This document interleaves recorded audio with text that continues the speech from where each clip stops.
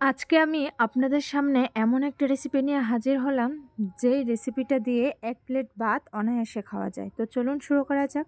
রেসিপিটা হলো নোনা ইলিশের বড়া। তার জন্য এখানে আমি কতগুলো পেঁয়াজ কুচি আর রসুন কুচি কেটে নিয়েছি, আর নোনা ইলিশ কেটে এরকমভাবে সুন্দর করে ধুয়ে নিয়েছি। তার সাথে নিয়েছি শুকনো মরিচ বাটা আর সাথে কচু পাতা। এই বড়াটা আমার কাছে কচু পাতা দিয়েই ভালো লাগে।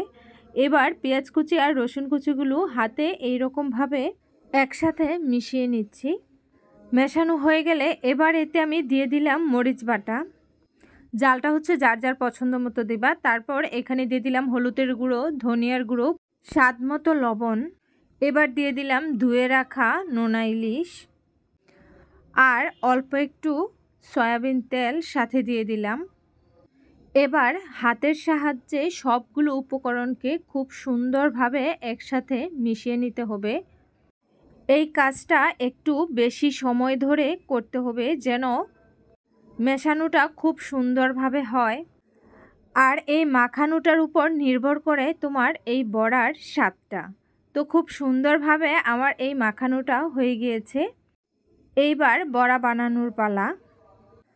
তার জন্য আমি এখানে একটা চামচ নিয়েছি পরিমাণ মতো, যেন সবগুলো বড়া একরকমভাবে বানাতে পারি। তো তারপর এখানে আমি একটা কচু পাতা নিয়েছি। এবার কচু পাতার উপরে মেখে রাখা মিশ্রণটি এখানে চামচের সাহায্যে দিয়ে দিলাম। এবার দেখো, তোমরা তো স্ক্রিনে দেখতেই পাচ্ছ, পাতাটা এভাবে উল্টিয়ে 3টা ভাঁজ দিলেই সুন্দর মতো একটা শেপ হয়। তো এক একজনের কাছে এক এক রকম শেপও ভালো লাগতে পারে, তোমরা অন্য রকমভাবেও করতে পারো, তবে আমার কাছে এই শেপটাই বেশি ভালো লাগে। তোমাদের বোঝানোর স্বার্থে আমি আরেকটা বড়া এভাবে বানিয়ে দেখাচ্ছি যে এটা কিভাবে আমি বানাচ্ছি। তো তোমরা একটু খেয়াল করলেই বুঝতে পারবা যে এটা আমি কিভাবে বানিয়ে নিয়েছি। তারপর কতগুলো বড়া এইরকমভাবে বানিয়ে ফ্রাই প্যানে নিয়েছি।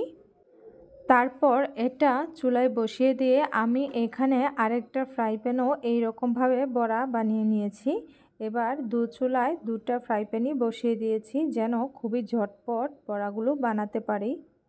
তো দেখো, আমি এই বড়াগুলো এখন ভাজতে শুরু করে দিয়েছি। তারপর দেখো, এইখানে আমি অল্প একটু তেল দিয়ে দিয়েছি, যেন বড়াগুলো খুব সুন্দরভাবে ভাজা হয়। একটু পর পর উল্টিয়ে পাল্টিয়ে দিতে হবে। দেখো, এই তো বড়াগুলো প্রায় হয়েই এসেছে। এই পর্যায়ে এসে চুলার আঁচটা একদম লো আঁচে রেখে বড়াগুলো খুব সুন্দরভাবে ভেজে নিয়েছি, যেন ভিতর থেকে একদম ভালো করে হয়ে আসে। এই তো দেখো, সবগুলো বড়া এক এক করে এইভাবে নামিয়ে নিচ্ছি। একদমই পারফেক্টভাবে বড়াগুলো ভাজা হয়ে গেছে। আলহামদুলিল্লাহ, বড়াগুলো কিন্তু খেতেও দুর্দান্ত হয়েছে। তোমরা চাইলে এরকমভাবে বড়া বানিয়ে ডিপ ফ্রিজে সংরক্ষণ করে রেখে অনেক দিন যাবৎ খেতে পারো। এই রকম মজাদার একটি বড়া হলে 1 প্লেট ভাত অনায়াসে খাওয়া যায়। আর হ্যাঁ, তোমরা কিন্তু একবার হলেও এইভাবে করে বড়া বানিয়ে খেয়ে দেখবা। আশা করছি তোমাদের কাছেও বেশ ভালো লাগবে। আল্লাহ হাফেজ।